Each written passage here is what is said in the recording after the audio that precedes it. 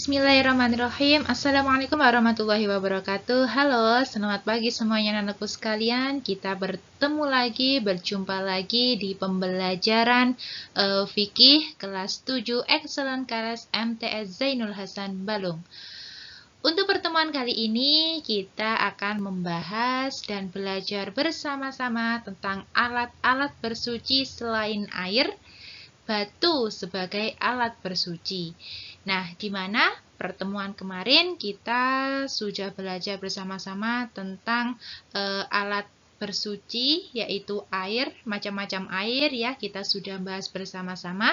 Untuk pertemuan kali ini yaitu alat-alat bersuci selain air, yaitu batu. Yang pertama, batu sebagai alat bersuci. Bagaimana untuk penjelasannya?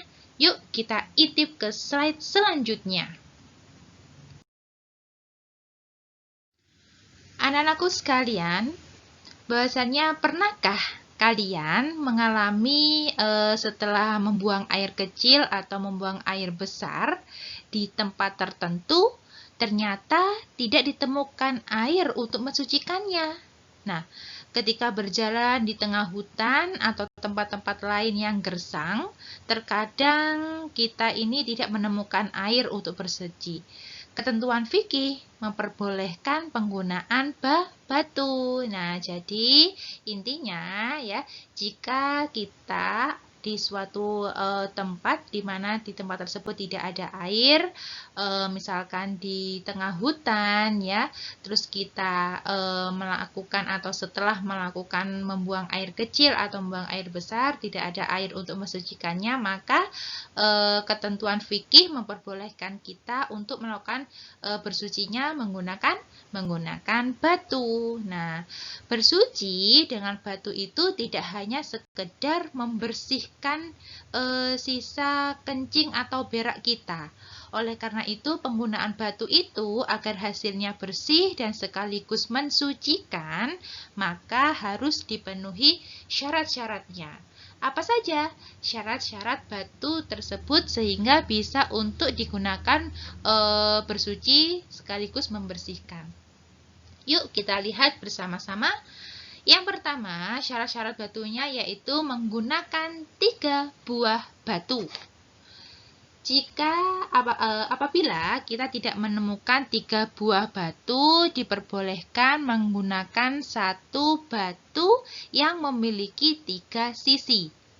Kebersihan menjadi alat ukur penggunaan 3 atau 1 batu dengan 3 sisi tersebut. Nah, oleh karena itu, selama kotoran masih menempel, wajib kita membersihkannya kembali meskipun telah 4 batu digunakan.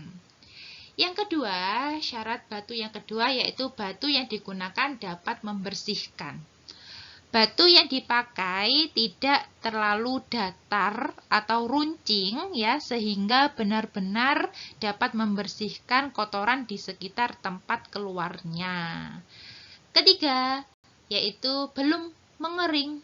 Nah, membuang air kecil ya maupun membuang air besar itu yang hendak disucikan harus dalam keadaan belum mengering ya, sehingga sisa-sisa yang melekat benar-benar dapat dibersihkan. Yang keempat, belum berpindah. Kotoran yang masih menempel di tempatnya semula itu, dan jika telah bergeser akibat digaruk tanpa sengaja atau sebab lainnya, maka tidak diperbolehkan menggunakan batu untuk mensucikannya.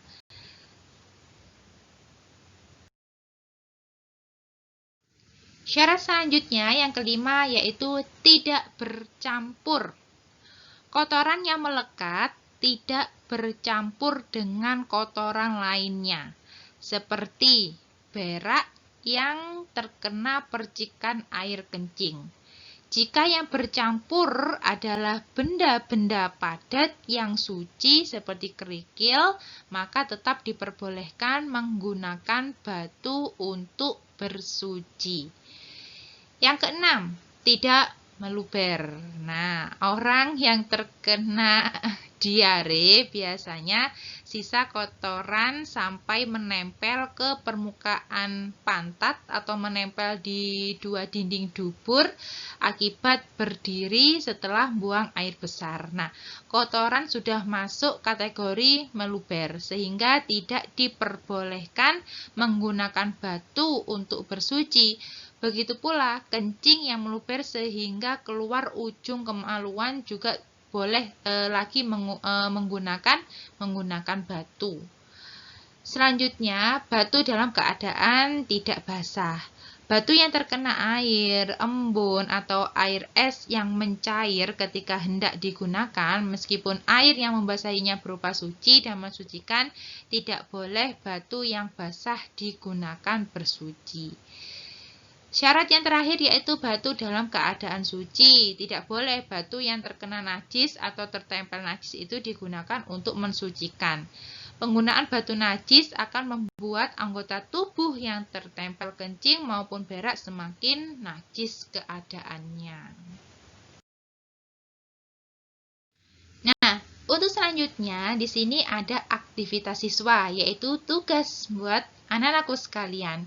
Setelah kalian mempelajari tentang alat-alat bersuci selain air, yaitu batu ya tadi, dan juga syarat-syarat batu, bagaimana batunya untuk bisa membersihkan sekaligus mensucikan kotoran ya, baik itu air kencing maupun buang air besar. Maka dari itu di sini ada aktivitas buat kalian. Di sini ada sebuah cerita sedikit bahwasannya dalam perjalanannya ke Jakarta dengan pesawat terbang Painem, si Painem ini buang air besar. Tetapi tidak ada air di toilet di pesawatnya, kecuali tisu yang tersedia pada saat itu.